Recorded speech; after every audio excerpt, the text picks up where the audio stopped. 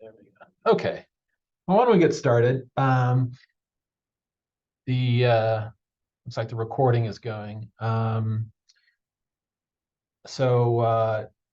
little bit of a different subject today. I'm going to get to that in a minute, but let's finish up where we were, or let's pick up where we finished off last time, and then we'll introduce the subject of data packages. Okay, so last week we spent a lot of time talking about the concept of characterizing cells and then showing the differential representation of different samples or different types of samples, different experimental groups between those classifications. And usually the classification is a cluster or something like that. And so I think the last thing that we did was we ran some differential gene expression testing on different cell clusters. So I'm going to switch over to the script from last week, and this is the code that we ran.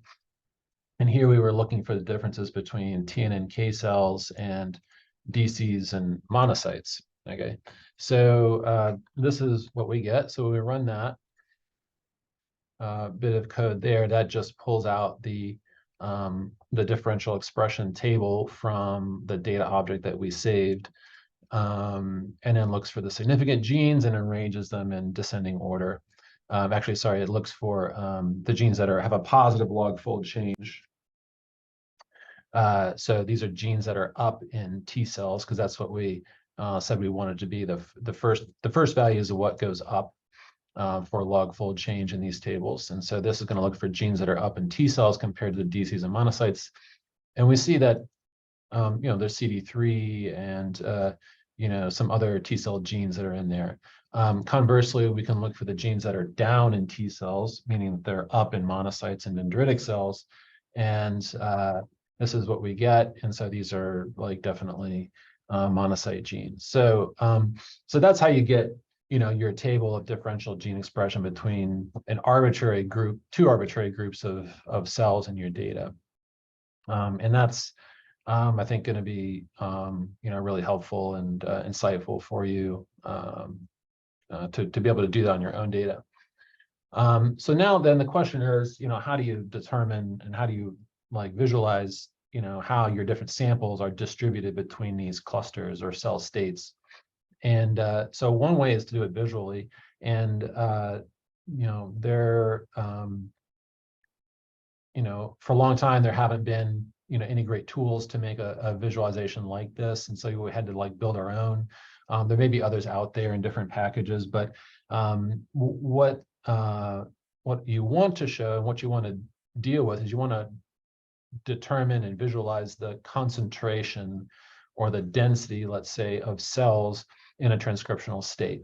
And we can do some very standard mathematical calculations to determine that, and then make a figure out of it.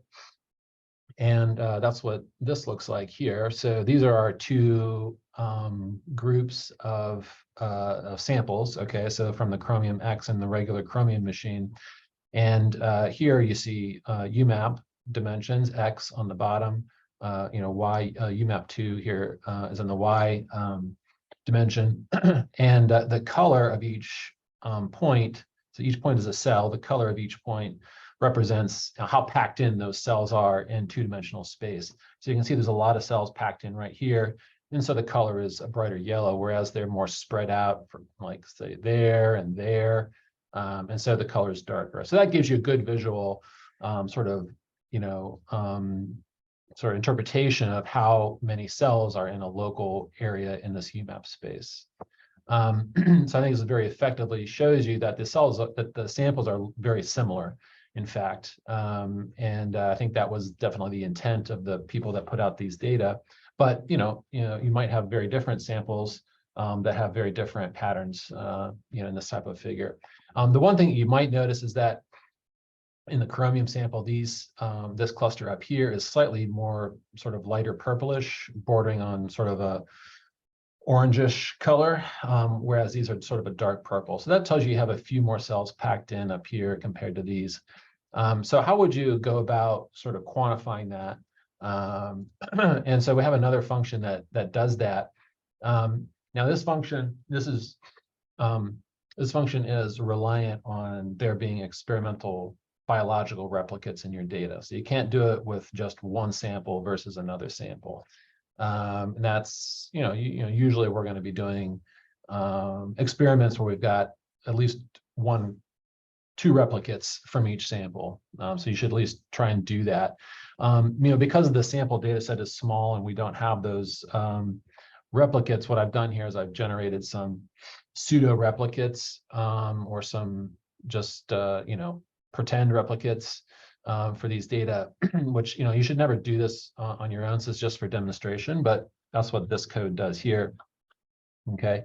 And then that allows us to run this function where we calculate the fold change between the two different experimental groups for the numbers of cells in each cluster. Okay, so I'll run that. And that's what this shows here.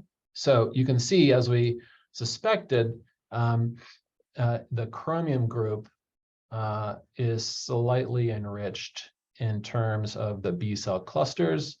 There's no differences in the dendritic cells and monocytes and T and NK cells between these two groups.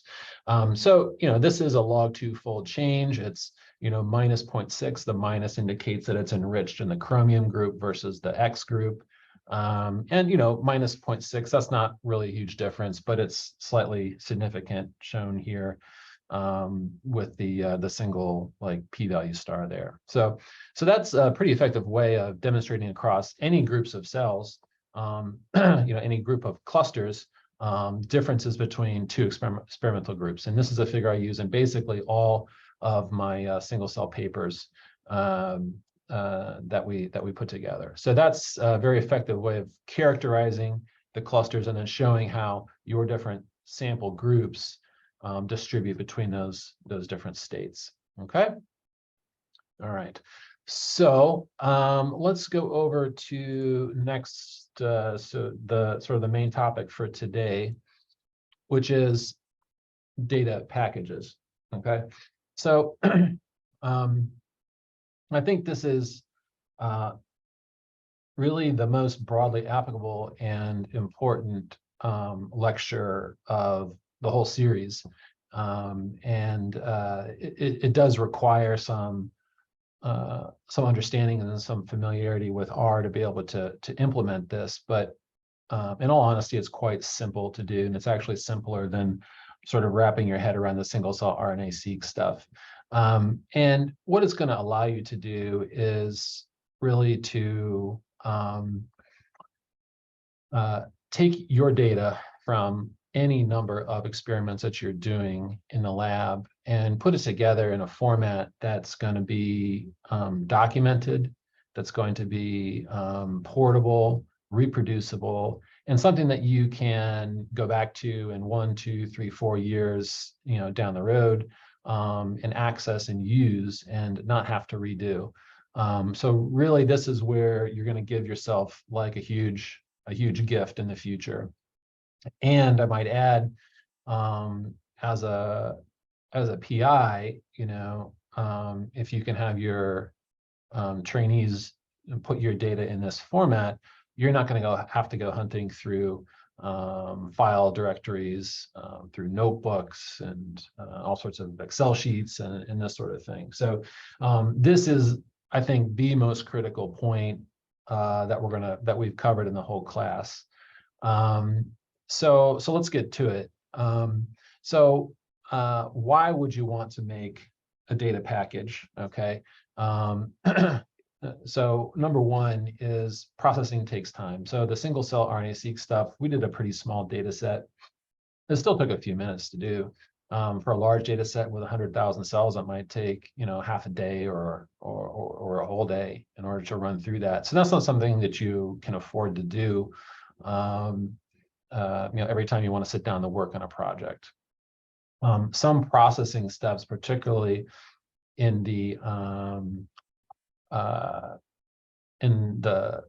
processing of single cell data introduce random factors. And this has to do with using parallel processing for certain steps and random seeds that can't be controlled or reproduced. So UMAP dimensions and cluster identities are not strictly reproducible if you were to run the same data on the same machine like twice in a row. And that's not a fault of the process or the concept of these of UMAPs or clusters. It's because the clusters and the UMAP dimensions, they don't change greatly, but they do change enough that downstream stuff isn't going to work. So cluster 1 might become cluster 2, and et cetera. So you want to not have to redo that stuff as well. And I think the bigger reason or the biggest reason and the most applicable reason is that, when you're talking about a paper's worth of data or a thesis worth of data, you're going to have data coming from a lot of different sources, a lot of different tables. Usually they're tables, but they could be, other things that you're reading in. And the more data sources that you have, the more liable they are to getting deleted or moved or overwritten or somehow lost, or you don't know what they are. And putting your data in packages is gonna prevent all that from happening in a bad way. So, so the way I think about it is this: you have your raw data, and this is mostly going to be tables of cell counts or single cell data or what have you, and you're going to run some processing scripts in order to convert that to something that you can use in R. So this will be an R object, right? We've done a lot of that over the course of the 6 weeks. Reading in data, turning it into a data frame or a tibble, turning it into a CDS, saving a matrix, and all these things exist in R, and they can be saved as individual .rda objects. So I consider this process data, all right? And so process data is what you are directly using to make the figures and to, say, produce a differential gene expression list with your code, okay? And so that is the end product of your project, okay? That's what goes into your paper, makes your figures, makes your supplemental tables, right? So you're going to go from process data to the output, and that output is usually in some series of files, like R files, that make those figures, that print out those tables, etc. Okay, so so if the raw data is liable to getting overwritten and changed and lost, same thing, essentially applies to the RDA files. So you can save those individually, but they are liable to being resaved in the wrong way with the wrong information, or overwritten because you've gone back and named something else that you didn't think you were going to name, that you didn't realize you already had named it that. So you want to protect yourself against that. And really, this involves having like a single, what I call a single source of truth for the project, which is a fixed object that can be read in and then used directly to produce the figures and the tables and everything else for your paper. Okay, and so that's what the data package is. So what the data package is made from is essentially a bundling of all of the process data that you've used, that you've built, from your experimental raw data. Okay, so that goes into a data package, and then that is going to be used directly for the by your analysis scripts in your project. Okay, so the other thing that goes along with the package is that there's built-in methods that you always should take advantage of for documentation. So, how did I get this data? Where is the code that produced this data? Where is the raw data that the processing code used to produce this data? And sometimes you can even save the raw data. If it's small enough, you can save that as well within the package.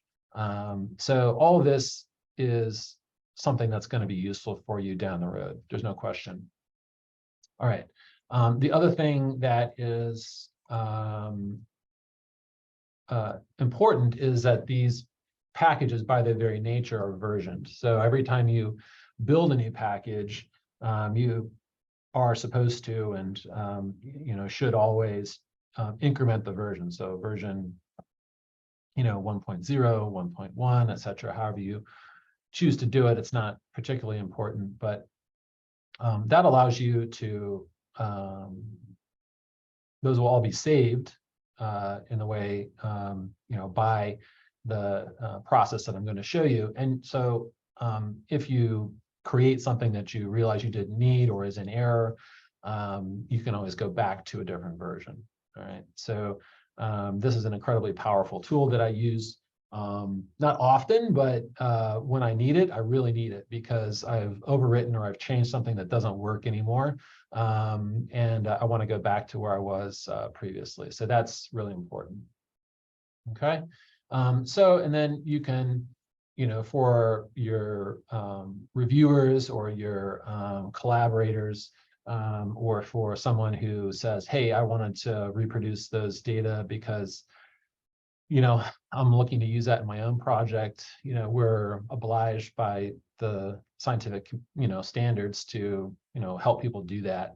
And so having the package saved, the data saved, in a state that reflects what was submitted and what was published in your article is really important. And I will mention that journals are, now more and more requiring this and looking for it and making it a, a factor in terms of their decision-making process on your articles. And for sure, the NIH is looking for this, and other foundations are looking for this type of thing in their data accessibility sections on all their grants. So this is becoming sort of the way things work. All right, so let's go through how this actually works here. And the first thing I want to show you is not like super critical, but can be helpful. What it does is it allows you to attach your name and your, if you have an ORCID, which is like a unique author ID, which I think is a good thing, and your contact information, it attaches that to the project. So, if that gets distributed with your paper, for example, and someone wants to ask you a question about it, or, wants to, cite it, for example, in their own paper, which is like a good thing for you, then they will be able to know exactly where that came from. Okay, so I run that, and that little command there just lets me edit this R profile file, which is something that we set up a long time ago when we did the Blazor templates installation in the first week, and so you might not remember it, but in any event, you can add something like this to your R profile, and that will then get attached to all of the packages that you're making. So, I have it here in the notes for the lecture today. Just replace your name and contact information in there, and then that'll be good for you. So, so that's that. Now, the next thing that we want to do is we want to set up a project. Okay, so a data package is more generally an R package. Okay. R packages can contain functions, they can contain data, or they can contain one or the other or both of those things. And we're going to talk about just packages that contain only data today. But regardless, either one is established in a very similar way as an R project. So in other words, it is an R project with some extra features and extra levels of organization that you have to sort of follow in order for it to be built properly. Okay, so we have a command here in the Blazor templates package called initialize package, and it's, like I said, very similar, but we'll do a few extra things that we're going to walk through. Now, I've already run this. I'm not going to run it again, and let me just switch over to the data package project. Hopefully that is not too confusing for you. And we'll walk through this. Some things to point out while this is switching. Number one, yes, it's separate from the main analysis project. So obviously we're changing over from the analysis project to like the data project. So that's like an important concept. You want to keep the data and the code separate. You have to only have alphanumeric characters and like a dot or a period in the name, and that is a a convention that is set by the people that make R. So you can't name it with an underscore or a hyphen or anything like that. So I always use the period in there as a separator for the terms when I name these data packages. So you'll notice that this is called workshop.data, right? Yeah, and then so the next thing that you're going to do is you're just going to run just like you did in an initial project. You're going to run this initialization.r. So now the thing is, it doesn't live in the R directory anymore. When that program establishes this project, it puts in a slightly different structure. So let me walk you through that structure. Okay. So over here you can see that we have the data directory. Okay, so data is where the .rda files, the actual data, belong. Now, these things here came from our analysis projects, and I'm going to show you that later. So there is data in here. When you establish a project, obviously there won't be any data in it to begin with. So that would normally be empty to start, but that obviously makes sense, right? So inst is something that gets installed. All right, so any directories that you put in inst will be installed with the package when someone else installs it. Okay, so let's say you want to include the processing scripts that went from the raw data to the process data, which I think is a good thing. You would put those in this data raw directory. Okay, and so you can see here there's some things in there already. We haven't added anything, but we're going to add some things to that. So that gets installed, and a user or someone or a collaborator or you in the future could go in there and say, okay, how did I get this object? How did I produce that? And those data should be, or that code should be in there. All right. There's a library catalogs directory. That's the same thing that we have from the regular project. There's no difference there. Man is not going to show up initially, but after you build the project the first time, that will get created, and that's going to be where the help manuals or the documentation for those objects is stored. And then you have the R directory. Now, R directory is a little bit confusing, right? Because you think that like, oh, I'm going to put my processing scripts in the R directory. That's not what you want to do. So what happens is when the package gets built by R, everything that's within the R folder is going to get run. It's going to be executed. And so, you don't want to rebuild or remake all those data objects from the code because you've already done that in the analysis project. So those scripts, they don't go in there. That's what goes in the data raw. And I realize that's confusing. You're putting scripts in a data folder, but that's where it goes. So what goes in the R directory for a data only package is just one file, and that's data.r. And what data.r is, it's going to hold the documentation for each of those objects. Okay, so there's no like functions or code or anything that's made or saved on this file. It's just this formatted language here that generates the help manuals. And this is what you're going to edit when you do your documentation. Okay, so that's what's in the R directory. A few other files that are here in the top level directory that are important to know about is description. Okay, so description is like the master control file for the whole package. Okay, so this is what establishes the name of the package, You can put some additional information here that's going to pop up in the help manuals, so a description of the package, the title, and you could say, for example, let's edit this. We can say, this is data for the 2023 workshop. Okay. And then we can put in a description here. So we'll say this is, and this would be a paragraph. This is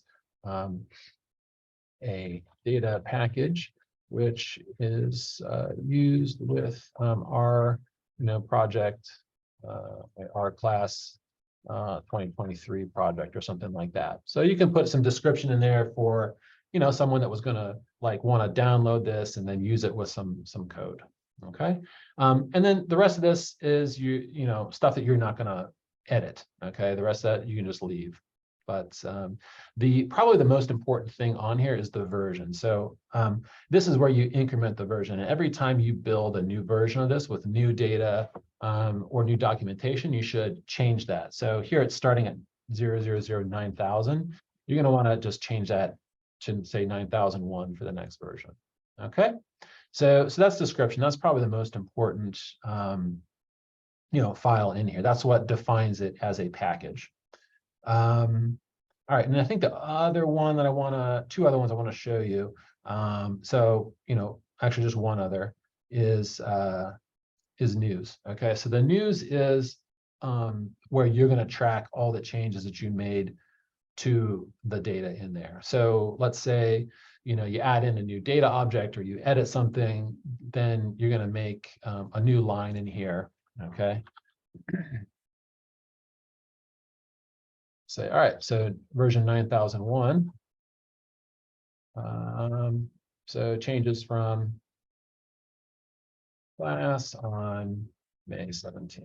Okay, so that's going to be your notes for what you did to go from version 9000 to 9001. All right, so that's important there. So let me just check the class notes here, and I think we discussed most of this stuff. The one thing I will point out is that within the inst directory, you can add an additional directory called xdata. Now, xdata is actually data. So if you had like a small table or some other reference file that you needed to be not lost, and you wanted that to be with your code, with your package, then you put that in there. So you just make a new directory called xdata, and you can just copy that stuff there. This is a really good website. It's pretty technical, but it tells you a lot about how packages are built and installed and the different forms that they can take. And that's pretty helpful reading if you are interested or get stuck. Okay. So good. So that's like how the packages are structured. And what I want to do now is I want to go back to the analysis project, and I'll show you really how easy this actually is. It does not take an incredibly long time to go through the cycle of doing some analysis within the analysis project, reaching a point where you say, okay, all right, I don't want to do that again. That's good. I want to save that. Let's put it in a package, and then moving it to the package, and then making a new package version. It's really something that we can do here probably in about 5 to 10 minutes. So, okay, so let's go back to we'll go back to the R class project 2023. Okay, so this is our analysis project, okay, in this case. So yeah, so I think actually the other thing is, most of the time that we're going to spend here is like switching between projects and getting things loaded up here. It's really quite quick once you get into it. Okay, so what I've done here, I've already run a few things that I'm not going to make you guys sit through again. But I've created a new directory called, actually I'm going to source this here first. This will be helpful for us.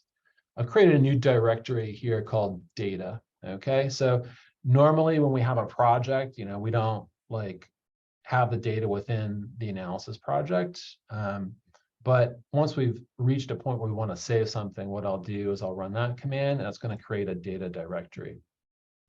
Okay. The next thing that I did is we had all this, this object that we were working with before is called vignette CDS. Okay, so vignette CDS was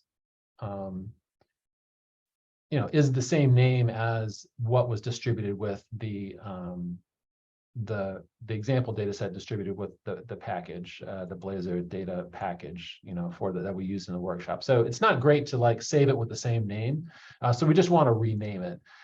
So we renamed it Workshop CDS. Okay, so that's all I did there. And then I just ran these two commands to save the Workshop CDS in the analysis configs table, okay, or data frame. And this saves them to the data directory, as you can see there. And the important thing here that I want to point out is that you always want to name the RDA file the same thing as the object was. You don't strictly have to do that. It's not enforced by R to do that, but it will make your life much easier if you follow that convention. So Workshop CDS, the object that we used, becomes Workshop CDS.RDA. Okay, don't save it as an RDS file. That's something different. Make it a .RDA. That's a single object and with the same name. Okay. The other thing you want to do is you want to compress it. All right. So by default, it will be sort of like an uncompressed binary file. This is going to make it a lot smaller, maybe about, I don't know, 20% the size of what it would have been. And that's going to make your life a lot easier. So just have that line in your, in your code after you've made those objects. Run that line. That's going to save it. And you can see here we've already saved to data. We saved Workshop CDS and the analysis configs.rda. Okay, and so that's it. That's easy. We've already made the CDS thing. We've saved it. It took about 30 seconds to do when I did it. And so actually what we're going to do now is we're going to go back to the data package project, okay, workshop.data. So we didn't even have to do anything really extra there. I'm going to run that, get that loaded.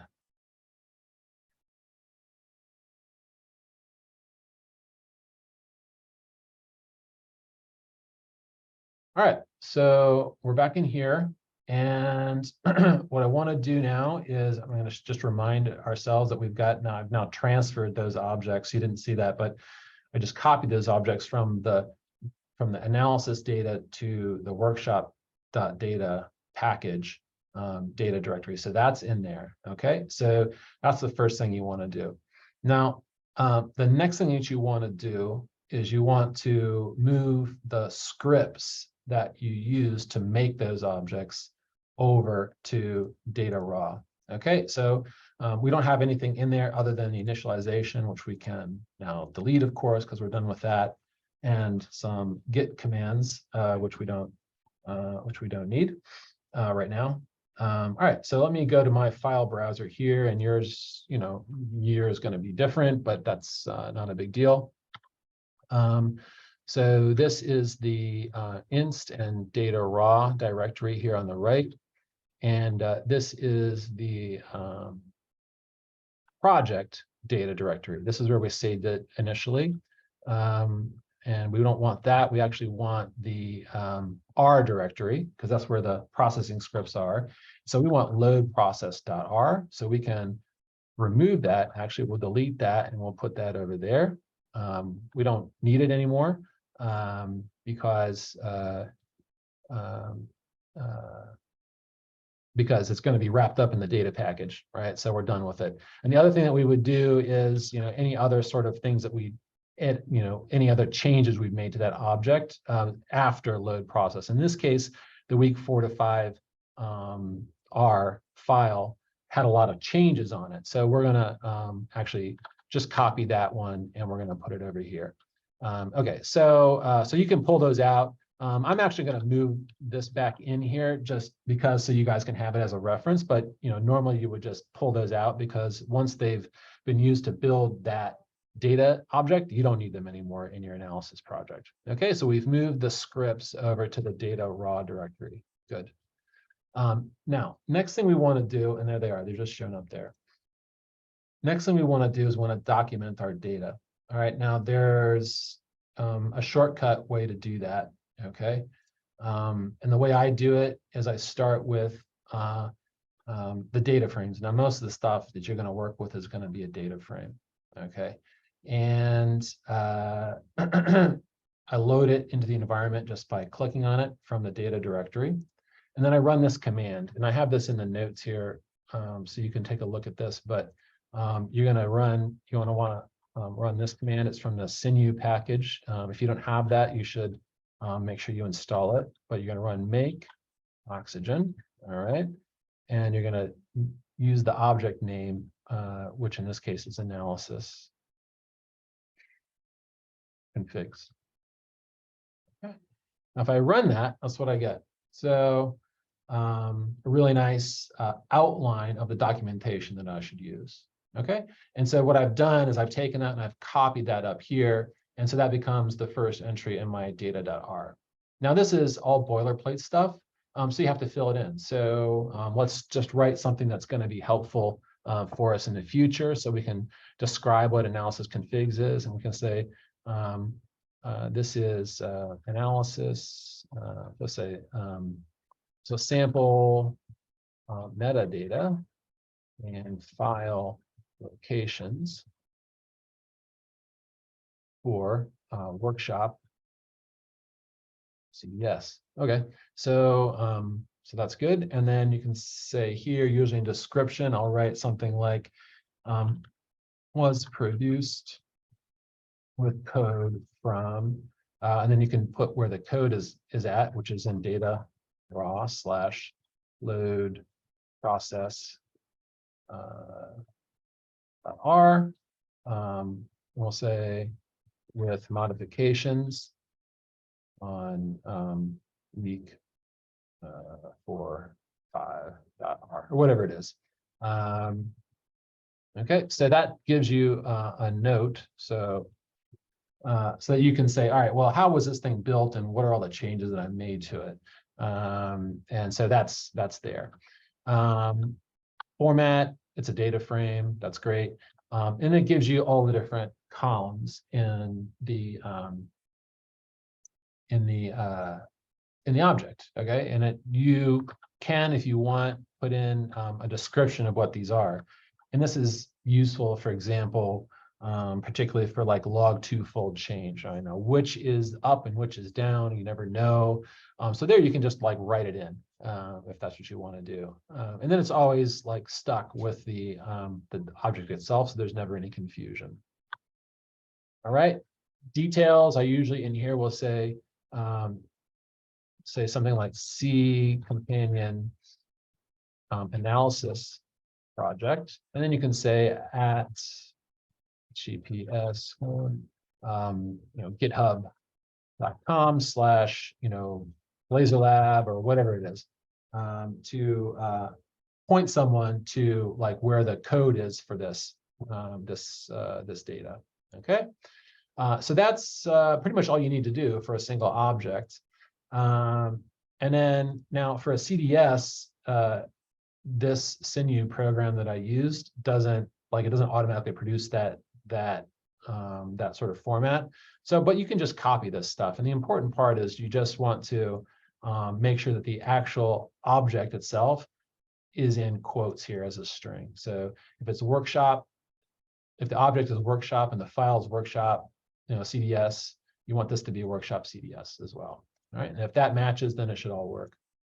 And here you can say, this is the workshop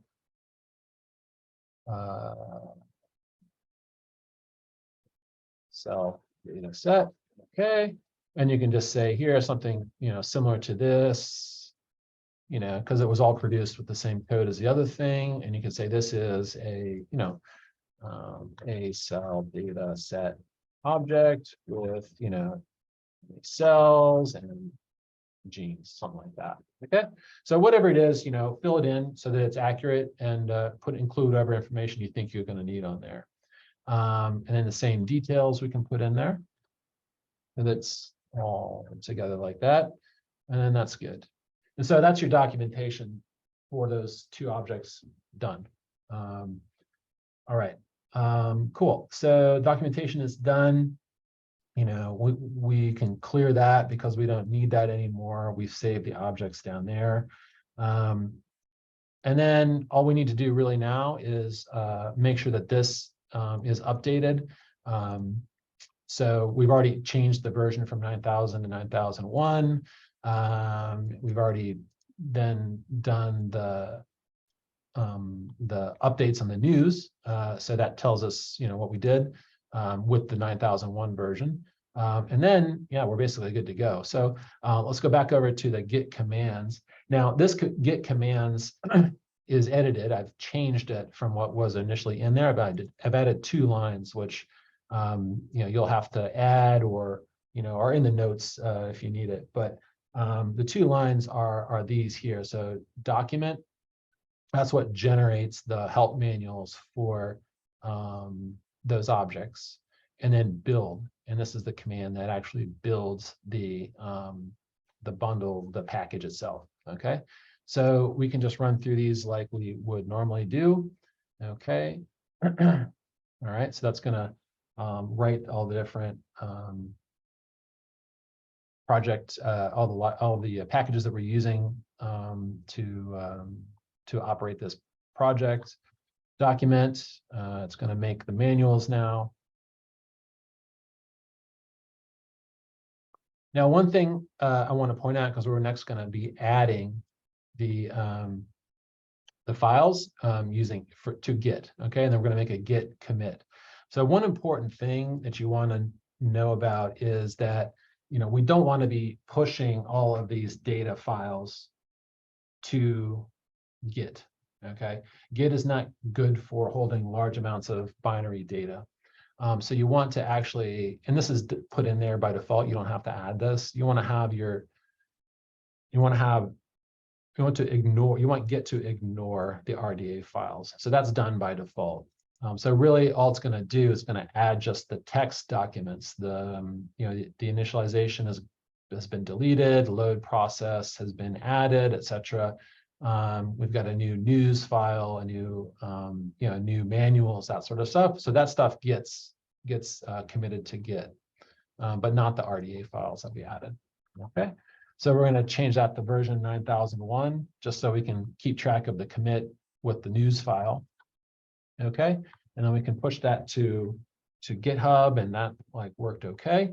And then we're going to build it. All right, and so just so there's not any confusion at all here, this is a different directory than the directory that we're working in now. All right, so right now we're in workshop.data, which is the code and the initial source material to build the package.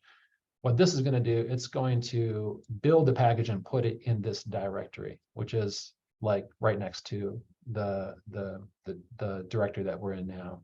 Okay, and you can't build it and put it in the same thing. That doesn't work that way.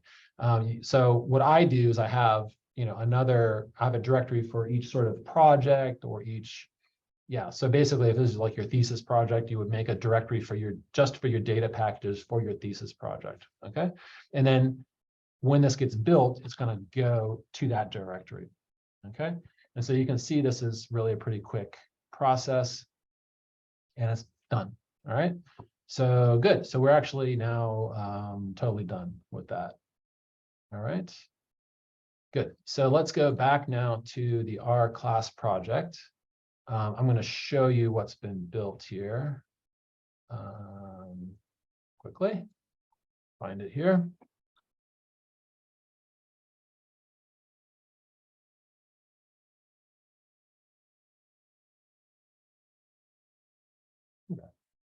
So this is the directory where we just built that data package, and you can see there it is, 9001 workshop.data 9001 within the data science _data directory. Okay, hopefully that's clear. Okay, good. So we just restarted the analysis project again. And let's go through this. And you'll see a really important thing that I added, which is this line here, where we use, we call this function project data, okay? Now, what this function does a number of things. It's first of all going to go to this directory that we put here, and you'll recognize this as the same directory where we built the data package we just built, okay? So that's how you want to make this work. Okay, and what it will do is it will go to that directory and we'll say, okay, what is the latest version of the data in that directory? Okay, and it will then install that data into your library, okay, into your like package library. And then it's going to, the third thing it's going to do is going to load that into your session, okay? And it's going to load it in a way that is going to, it's going to load it in a way that doesn't occupy memory until you actually use it. And that's actually helpful when you've really got a large amount of data in these data packages, okay? So I'm going to source this and you're going to see what it's going to do here. So it's loading up the the packages here from the library commands.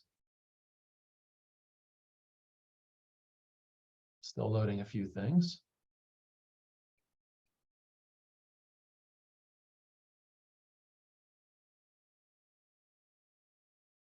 All right, so installing the latest version of workshop.data. Awesome.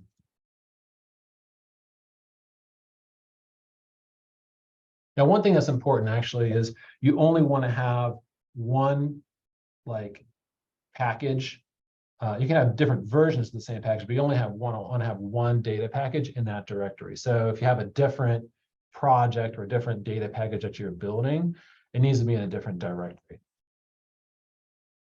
Hopefully that makes sense. All right, so it's built it, it's installed it, it's put it into the cache so that like everyone else can use it and so forth, and it's done. Okay, cool. And so we can go back here now. And now when we, let's say, want to say, oh, was the analysis configs, and we can just type in analysis configs, and there it is. Okay, and then we can say, all right, what's workshop CDS? It's going to load it, and there it is. Okay, so so that's how you do that. Yeah, so I think that's you know, we're coming right to the end here.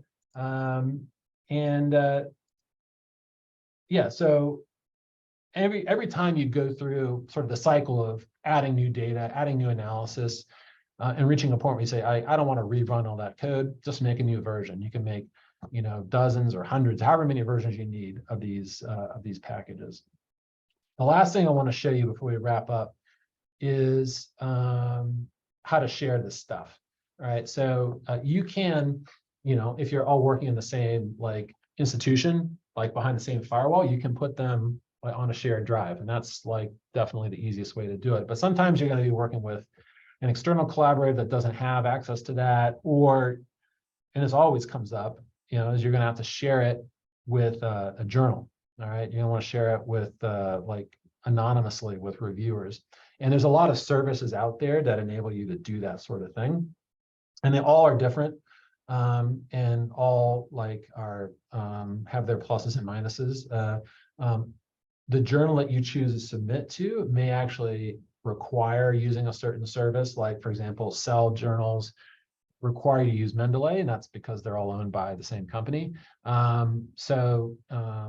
You know, so that's one thing. But you know, as you're developing a project, and if you want to share this with a collaborator, or even if a journal wants you to have it available but doesn't care where, the service I recommend is called Figshare. And let me just show you. It's really easy to use. both to upload and to share and to like download. But all you need to do, you create like an account or whatever, and you make a project, okay? And you just click a button, you make a project. I have this project here called Workshop 2023, and you can add, new content, okay? And so let's create a new item, all right? And this is where I just then like click that button, upload the file, describe it, et cetera, et cetera, et cetera. You put in all the description as much as you want to that you think will be helpful for your collaborator or for a reviewer. And then all you have to do is click save, and that's it. And then if you want to share it with someone, you can share a private link. And then only when you're ready to like make it available to everyone, you click publish. So yeah, that's totally the easiest way to do that. And I highly recommend that for the packages, and even in general, if you have large things that you want to transfer between between collaborators, like that are too big for like email or something like that. So that's a good way to go. Okay. All right, so let's just wrap up here. So, over the course of the 6 weeks, hopefully you've come to appreciate that using R to manage your experimental data is going to be helpful for reviewers, editors, study sections, and is going to be like what I call a gift to your future self, right? Or a gift to your PI in the future when they have to, go back and incorporate your data into a paper that you're going to be an author on. So the more you can make it organized and easy to find, is going to help everyone. Yeah, so happy to take any questions now. Happy to take any questions later through the issues section, or email me. If you could, I'd be very grateful if you could fill out the evaluation form. Those are going to be available on the website. Then if you can email those to Aaron at that email address, that'd be great. And yeah, so I think that's going to be it. Thanks again for attending, and happy to help at any time if you have questions about this stuff. And good luck, and have a good rest of your day.